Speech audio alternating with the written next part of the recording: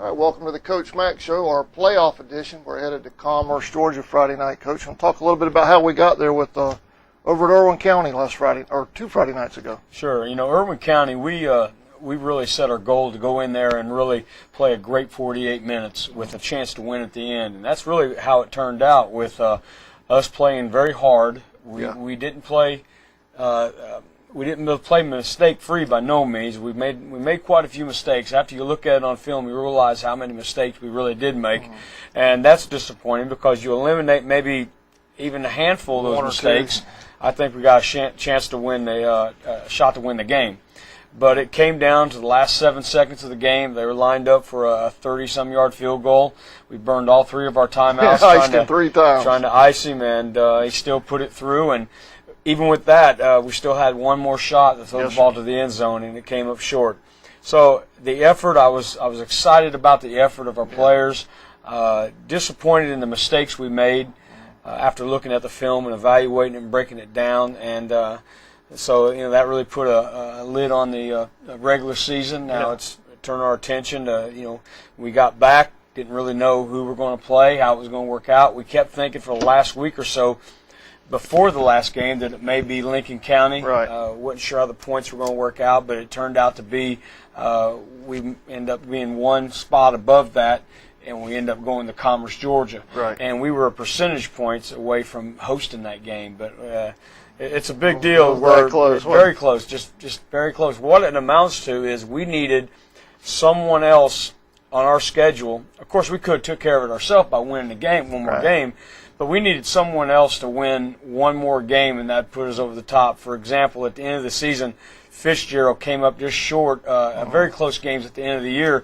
If they'd have won one of those games, that would have put us definitely up and probably switched the bracket to where Commerce is coming here. But, it is the way it is, and we can't worry about as long as we're getting to play, not so much where we're playing, and we're excited to still be playing one more game. Yeah, I asked you right before we went on the air here that 24 years straight.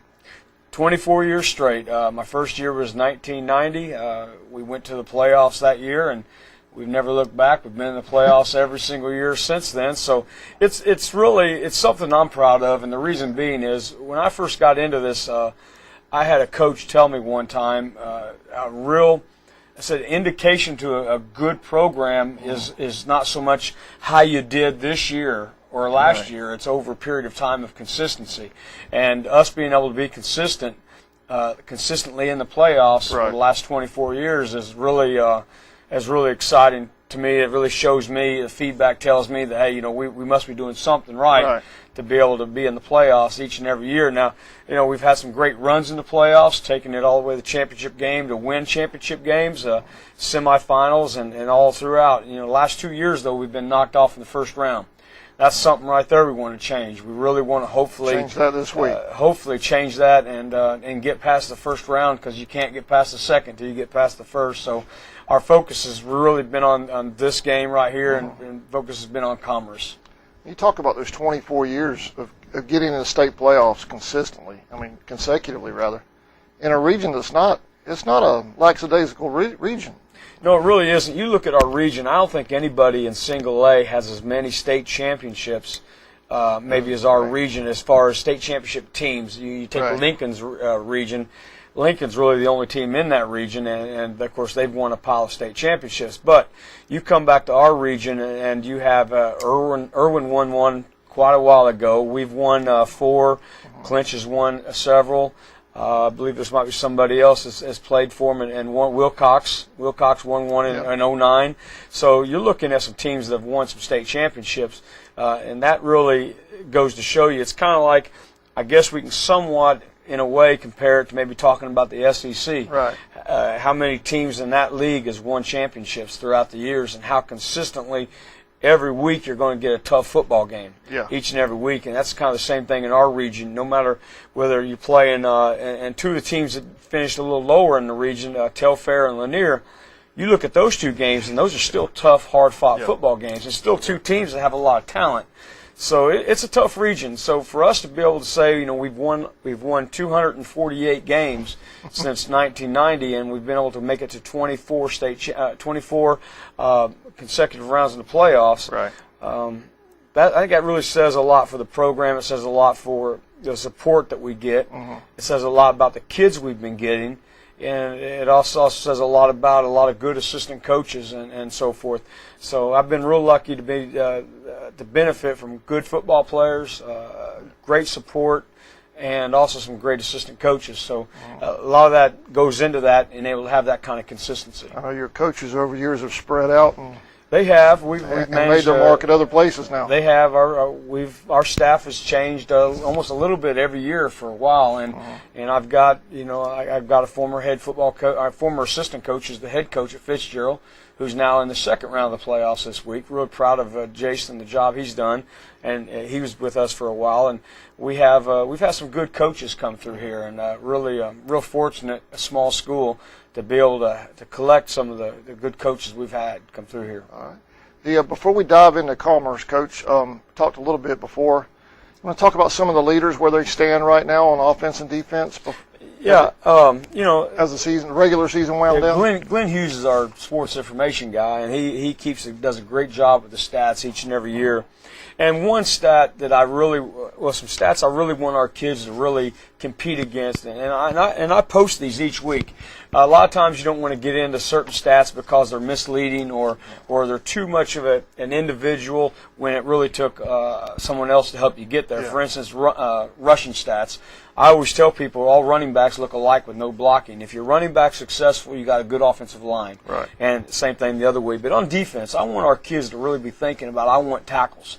I want to, and that promotes hustle. That promotes just getting to the football. And Lance Thompson has really blown this thing away with leading the game. Lance missed one football game, and still with that, and only played half of another. So really, he missed a game and a half this year, and he's still leading our team with 70 tackles. And next is Julian Roberts as a defensive back, outside linebacker with 56. Now Julian's a kid that really hustles to get his tackles. You'll see.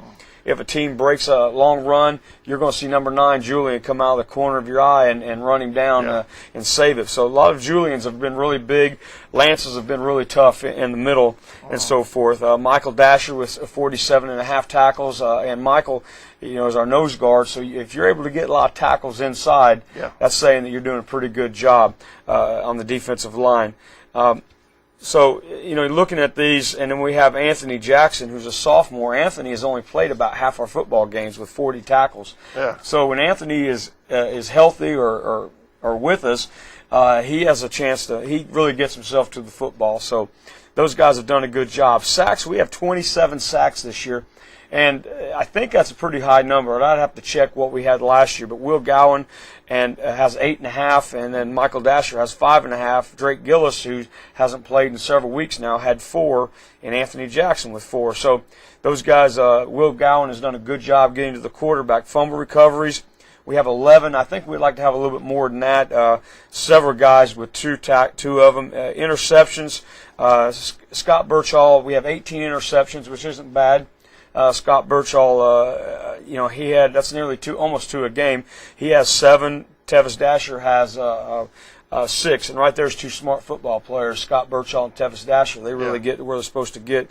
And we have 2 block kicks, both of them for touchdowns. Now, we'd probably like to have a few more block kicks as far as that goes, but when we do block it seems like we scoop it and score. We score. The last 2. Defensively, against Irwin, we gave up a lot of yards. There's been some times this year we've given up way too many yards on the defensive side of the ball. We haven't been consistent. There would be times that we were just outstanding on the defensive side. There's other times we weren't. Our secondary has probably struggled the most. Of your 3 levels of defense, your D-line, your linebackers, and your secondary guys have probably struggled the most this year. But our defensive front has really done a pretty good job. I know everybody's proud of that defensive front. I know you love the play you get out of Dasher. Yeah, just on the a inside great job. Well, him and Will Gowan, week out. Him and Will have really done a great job, and then Tion Burrows has stepped in and done a good job also. So we have 3 guys in there that are really good football players. All right. We're getting into Commerce, Coach. I took some notes, but I'm not sure. You might have to correct me on the notes that I've got on Commerce as we get ready to head up there. I've got them at according to Max Preps. They're 5-1 in the region, 7-3 overall. That's right. 7-3. They have a region that's kind of an unusual region. Yeah. Is made up of mostly all private schools. And being we don't know a lot about the private schools, you don't know how good they are. I looked at something, and you might have looked at it. The teams they beat are all teams that had losing records. Right. And I thought, well, maybe that's something. And I went and turned and looked at us. Every team we beat had a losing record also, I believe. So it really, that don't mean anything, really. Being that far away, you really don't know a lot about them. You call coaches and you ask things about them. Some of the things that we heard about them is that they're just a physical, tough football team. They're a very smart football team. They grind it out. They keep the ball. We broke them down on the computer, and they had a couple series that were 23 and 25 play series. And we looked at a film to where we saw an opposing team only had 2 series in the entire first half. They kept the ball all but 2 series in the first half. Dominating. So the first thing you got to do is look for ways to get them off the field. Right. You've got to somehow get them to punt. You've got to somehow take the ball away from them. And when you get it, you better do something with it because you may not get it again for a while. So that's a big, huge concern of us. They have a fullback. I think his last name is McWhorter. He is a 3-time state champion wrestler.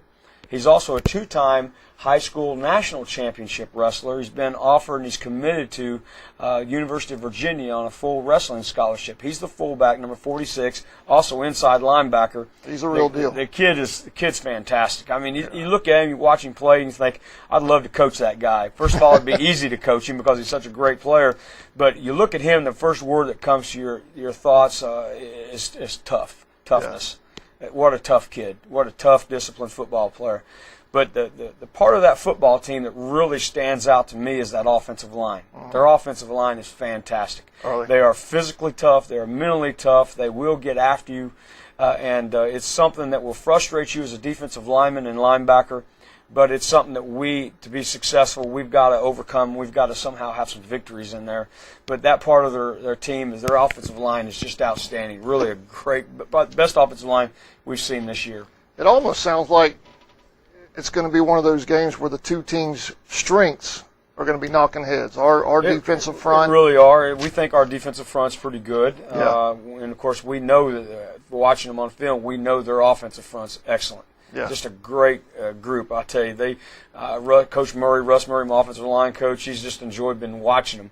And then Coach Norris Woods, my defensive coordinator, he cringes when he watches them. He just it's one of those kind of offensive lines that you probably want your offensive line to look at. I mean, say, listen, these guys play it this way every play, consistently. Flat back, hat speed, coming off the football every play. It's a very impressive group to watch. And they're not taking a play off. They don't take a play off. They're going to stay after you. And then they got 3 backs. They'll line up in the stack eye. They'll line up in the offset. They'll line up in the wing T look with wings, and they're still coming at you all the time. Yeah. And they don't slow down. They don't give up. And I tell you, it's a very, very impressive group. I told our kids today, if you think you're a tough football player, and if you think you're a tough guy, you're going to find out how tough you are Friday night when you go against those guys, because they're going to test you. They're going to give you an opportunity to prove how tough you really are. Well, that explains their long, obviously from what you mentioned, their time of possession. Yeah, time of it all possession. Starts right there. Their time of possession is ridiculous. Like I said, they'll keep it an entire quarter. If you kick it off to them, you may not see it again until the next quarter. They're that good, and they stay after it and just stay after you hard. With an offensive line, do they?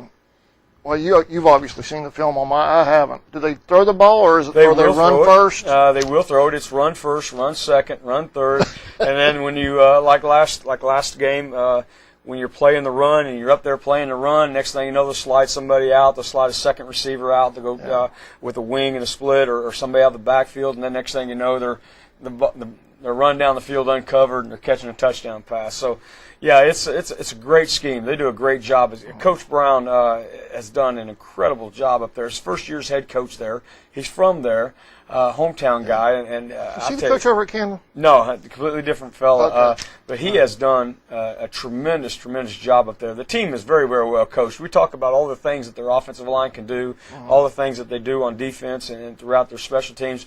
A lot of that comes down to they have some very tough, smart kids, and they're very well coached. Coach Brown has done a great job coaching those guys. I know in looking at their schedule when I was running down it tonight, I guess somebody we're vaguely familiar with, Prince Avenue.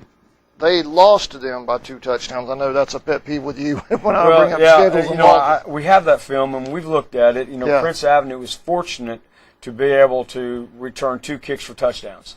Okay. And that was a big key. That was what really flipped the score right there. Yeah. But other than that, I think it's a game that you take away 2 special team errors by Commerce. It's a tie ball game.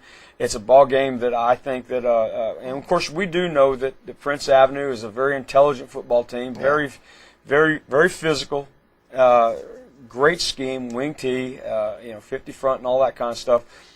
I can see where that would be a close, tough game, and it is a close, tough game except for those 2 special team plays. But then again, that's what wins football games, is making a play when you need to on special teams a lot of times. All facets of the game. Exactly. Like like Irwin, the special teams has been working for us. And the other night, with the last second field goal there. Yeah, worked against us, but yeah, it's a big part of the game. It's if you watch us practice, we will address all our special teams every day. I know some coaches will break it up throughout the week. Today will be nothing but kickoff and punt. Next day will be nothing but punt return and kickoff return. We do every special team every day. It's that important to us, and I think we're kind of average on special teams. I hate to think what we'd be if we didn't do it every day. So we work hard at it. It's a huge part of the game. So many games are decided. A close game will probably usually be decided in the kicking game. Yeah. And this year we have a field goal kicker that we haven't had in That's right. We have a field goal kicker. A guy kicked extra point. He missed one last game. An extra point that put us behind on the scoring. But anyway, he understands, and he told me, he goes, Coach, I really, and he's new to football now. He hasn't played tackle football before, and he really still isn't. He's a kicker. He ain't playing tackle football. But anyway, he's what a great kid. What a great addition to our program. I mean, Thomas Johnson is just, I'm excited to see him develop. I think he's going to develop into a college prospect as a kicker. But and he's learning, and he understands the importance of an extra point. He understands the importance of when we have an opportunity to kick a field goal, we need to make them, and it's a big, big part of a football game, and he's learning that, and we are lucky, and I'm lucky to have him because I think he's going to get better and better, and he got a chance to see a kid step up to the plate and kick a field goal, 30 yards field goal with us taking 3 timeouts on him. And I told him, I said, you need to look at that and learn from that because that will be you someday. We will be in a situation where we need you to step up and win a football game with 1 kick. And the young man up there, he stepped up. He sure did, and that's something that I know Thomas really looked at, and he's learning. He's learning, but I'll tell you what, he's not only is he a good kicker, but he's a great kid. He's a neat guy to be around. So we're lucky to have him. All right. What do you expect about out of Commerce defensively? Defensively, they base out of a 4-3. Okay, that's what they put in the first day of practice. Now, where they go from there, it gets multiple a little bit. We got a lot of twists, a lot of stunts, a lot of games inside, a lot of things that really go and throw off your blocking scheme. So we've been preparing, working hard. Coach Murray's been working hard with the offensive linemen and picking up the stunts, working with them in our run progression and so forth. So when I look at their defense, first of all, I see discipline. I see a very disciplined group. Really? I see a group that's not out of position. And then I see a group that's well coached in technique. It's hard to get a hook block on them. It's hard to get them where you want them to be in order to run your play. They do a great job. I'm really impressed with really their entire football team. And again, it goes back. They're a smart, well-coached football team, and it's going to be a tough challenge for us. I know you'll have them ready though, Coach. We hope. I hear you. We're going to take a short break and come back, and we'll hit the last segment. Sure. The Folkestone Pharmacy, your original hometown pharmacy for over 45 years, is a proud sponsor of Charlton Sportsnet broadcasts. Folkestone Pharmacy accepts insurance from most local employers, including the City of Folkestone, Charlton County, Babcock and Wilcox, AJM, Charlton Memorial Hospital, and many others. The Folkestone Pharmacy wishes the Indians best of luck this season. Okefenokee Rural Electric Membership Corporation offers more than dependable electrical energy at a competitive price.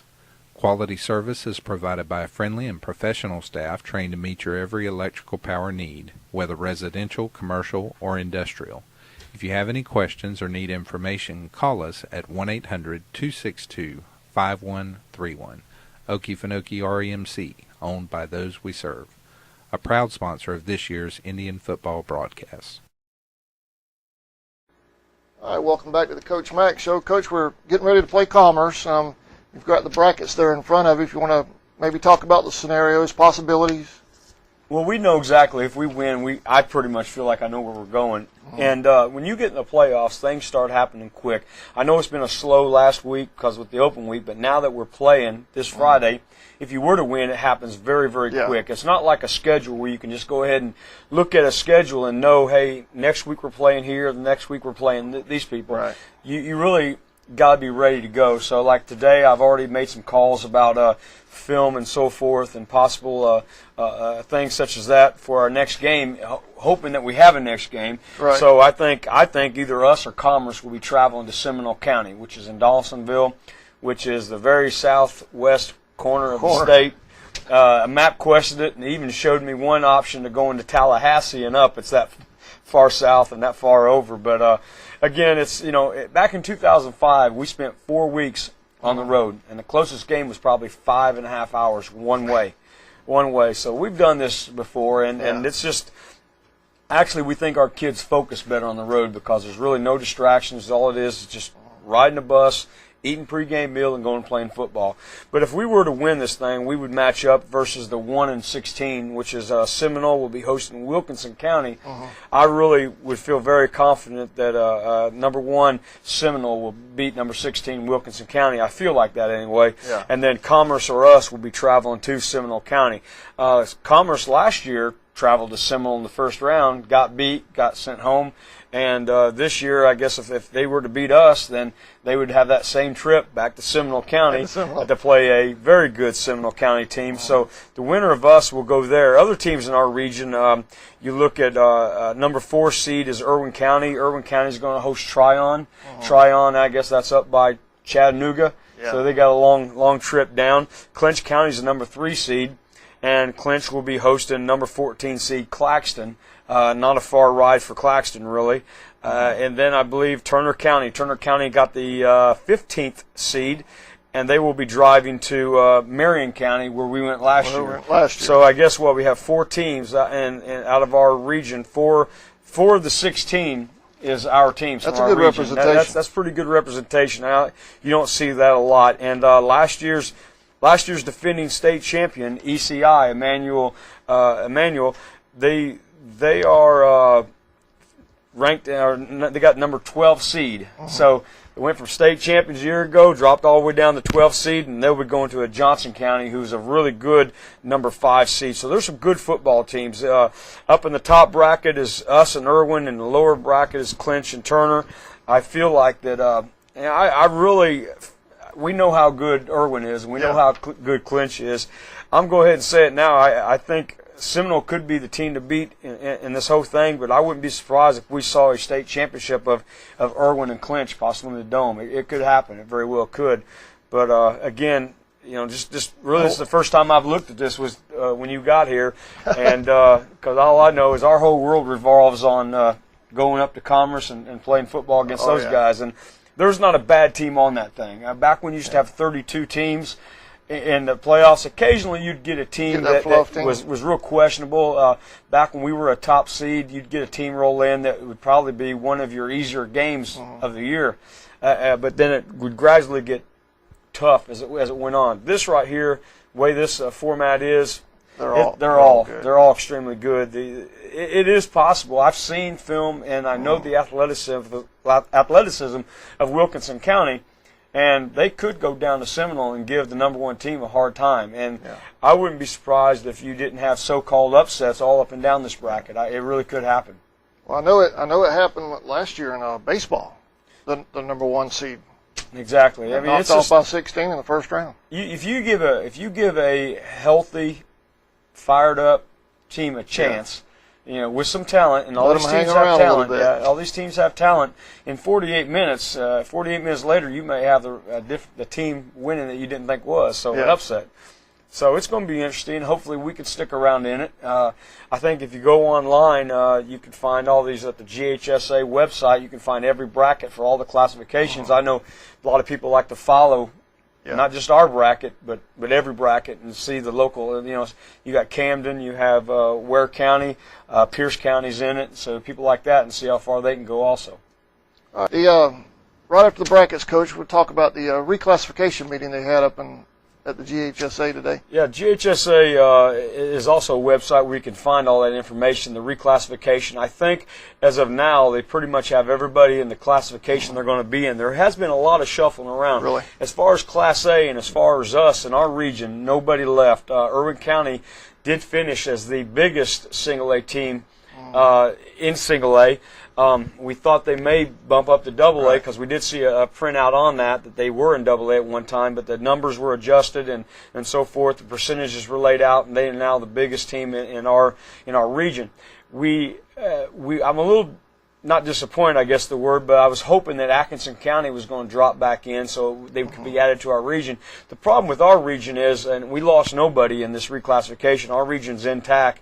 Right. But what I was hoping was that we'd be able to take in a couple more so we wouldn't have to play such a tough, large non-region schedule like the Fitzgeralds and the Ware counties and people like that maybe we could back off and play region football games instead of that.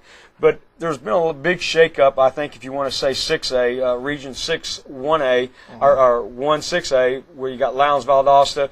They lost Coffee County. They lost Brunswick also. So there's a lot of shaking up going on. Then you have a team like Richmond Hill that I think was 3 or 4A. They went up to 6A. And so forth. And so it's a big jump. Big jump right there. So there's a lot of things going on in other classifications. In single A, I really, off the top of my head, can't think of anybody that was in single A this year that went to double A, and I can't really think of anybody in double A that came down. So single A is pretty much intact.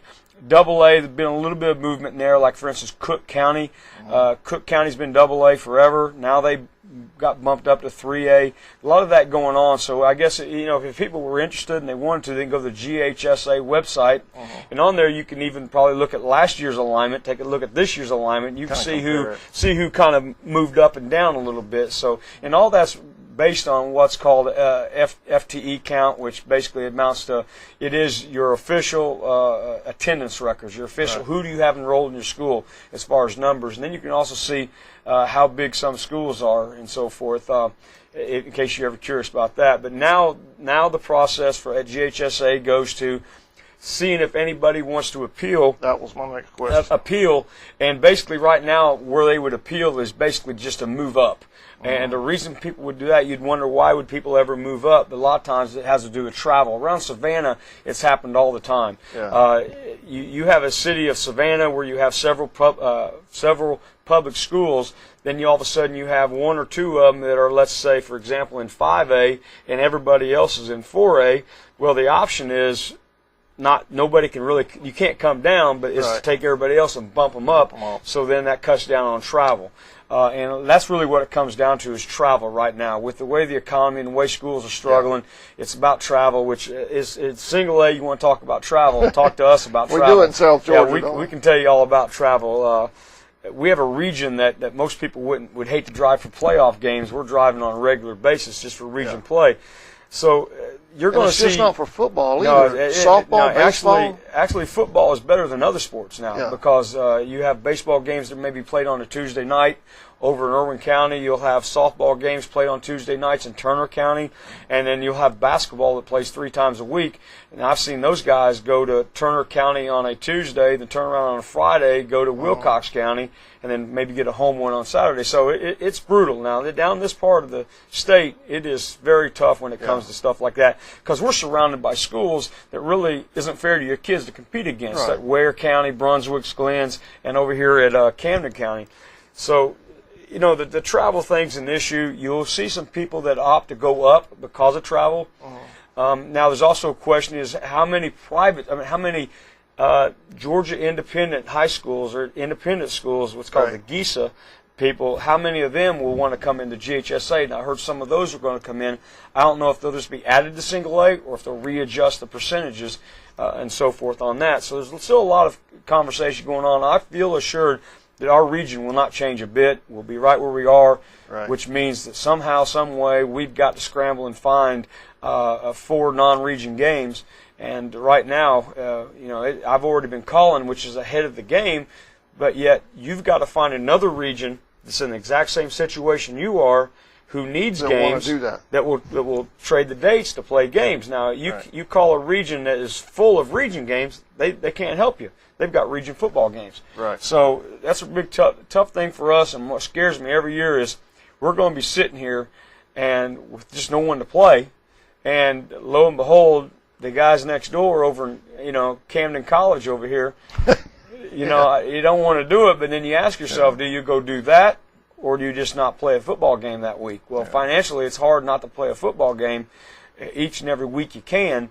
So what do? Do you go over there and you go ahead and you play the thing and hopefully you don't lose anybody, or do you just not play football? So going to Florida wouldn't be an option. I'm sorry, what's that? I didn't mean to interrupt. No, Florida is an option. Actually, today I did talk to a Florida school, and if it could affect your points somewhat. That's what I was. Yeah. And I'm not sure how that works like that, but yeah, it is an option for us to play Florida right now. A lot of the Florida schools that are needing games are folks that probably should be calling Camden. They're the big 2,000, 3,000 student high schools all down in Central Florida and South Florida, which, again, that's nothing we want to mess with. We don't want to drive to Central Florida, South Florida. We've done that before, and we don't want to do that again if we can help it. So it's very tough right now. It's really something you look out for. Number one, you look out for your own team. Right. You got to look out. I can't be worrying about anybody else's schedule. I got to worry about my own and what's best for our kids. And what's best for our kids is to try to find them a very competitive. And I'm not talking about Ware County. I'm talking about a competitive schedule that they can go play and have a chance to. You're not going to win them all, and you can't expect to win through scheduling. But yet, somebody that your kids can compete with. Well, the Fitzgeralds, the Bradwells, we're competitive with those guys. Exactly. This year we were very competitive with Fitzgerald. Of course, beat Bradwell, I think, for the 6th time in a row. I think it was, or 6th time. So, yeah, those are people we'd like to maybe keep. So we may end up having to play a Fitzgerald again, but I'll tell you, the Ware slot is something I want to get rid of. I know that they made a big deal about it and put a trophy to the game, but beating up on a little single A school when you're a big 5A school like them ain't much competition. It sure ain't a lot of fun for us. So that's a game we're probably going to go ahead and get out of the way and try to find somebody else for that spot. Well, before we close out, Coach, just get back to Commerce a little bit. It's what, a 4-hour? Well, MapQuest says it's nearly 6 hours. 6 hours? It's nearly 6. We're going to be riding on school buses. The school buses are governed at a certain speed limit. We're going to be leaving about 8:45 in the morning. Right. We figure we'll travel most all day. We're going to stop at Telfair County High School. They're going to let us get out, walk around their field, their track, use their restrooms. We're going to have some peanut butter and jelly sandwiches and Gatorades for our kids, and then we'll load back up. That'll be about a 2-hour ride. Then from there we'll go to Milledgeville, about another 2 hours. And in Milledgeville we'll stop for our pregame meal. We'll go to probably eat there. And then from there, we'll move on up the road to Commerce, which will be about 2 hours and 20 minutes, going pretty much all 441, which, 441 is one of the 2 ways they recommend. Is one of them's that, one of them's 15, but 441 works better for us, being that it sets us up places to stop better than 15 does. So that's the way we're going. I hate it for our fans. I do. I mean, for us players and us coaches, we're going to be getting back probably 6 o'clock in the morning. I hate it for the bus drivers. Those are the warriors right there. Those guys are going to drive us up and turn around and drive us back. But I hate it for the fans that they're not going to be. I hate it for some of our parents who might struggle to get up there and see this game. But again, it goes back to I'm really glad that we have this association with you. I'm glad of what you do for our athletics, and I'm really glad that hopefully they can tune you in and watch our kids play, and I think that you'll have a huge following on Charlton Sportsnet this week. Well, I appreciate, me and Chris both appreciate the association we have with y'all, obviously. I mean, we do it, for the kids and all, and we have a blast doing it. But if the parents want to tune in and watch it, it's going to be a subscription game. Okay, it's not good. regular season, but it's playoffs through our Play On Sports Network, or their Play On Sports Network. All the playoffs, all the way up to the championship game, are subscription games.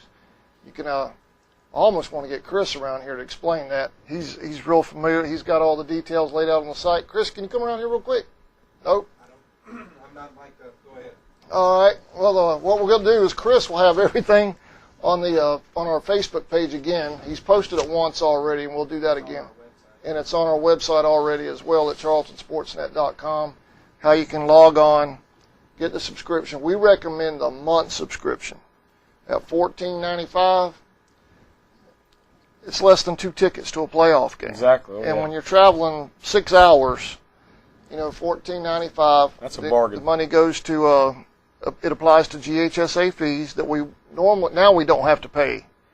The network pays for that, and part goes to the school, and then I think CSN gets 25% of $14.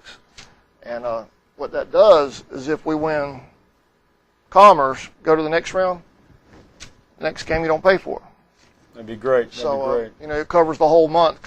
Covers a month's worth of football for $14.95. I mean, you can't beat that. Nope. And hopefully we'll be webcasting all the way to the state championship game. That'd be great. And we are looking for 2 more sponsors to help us cover expenses going to and from the game. I'm having to take a day off work. Don't mean to be begging, but it's without pay, folks. And Chris, obviously self-employed. He's taking a day off work. So anything y'all can do to help, contact Chris or I at charltonsportsnet.com or Chris at charltonsportsnet.com. We'll be glad to tell you how to help us out with that. It'd obviously be very much appreciated. Yep. And we're looking at a 6-hour ride. Kickoff 7:30. Kickoff 7:30 up there. I think the weather's going to be good weather. Well, I understand for that part of the state, it can get very cold up there. But I think that we're looking at some nice weather for up there. Playoff type football weather. You're not going to football weather. The heat is behind us now. We just it was going to be comfortable, I think. And like I said, I hope people really support you guys. I know they supported us. They need to support you guys because there's a lot of people that even at home games can't get out and fight the crowd and get up in the bleachers. And I know this is a big deal to a lot of people. I hear it all the time. People say, if it wasn't for you guys, you and Chris, they wouldn't have a clue what's going on, wouldn't have an opportunity to watch not only the football, but last year's running baseball. A lot of people tuned in. I had to be out of town. I had on my phone watching baseball where I was. So it's a great thing you guys do, and it's all about the kids. And if people can support you guys, they'll be supporting the kids. Well, we appreciate it, and we'll see you Friday night, Coach. All right, thank you. Good luck. Come back with OW. Okay. All right.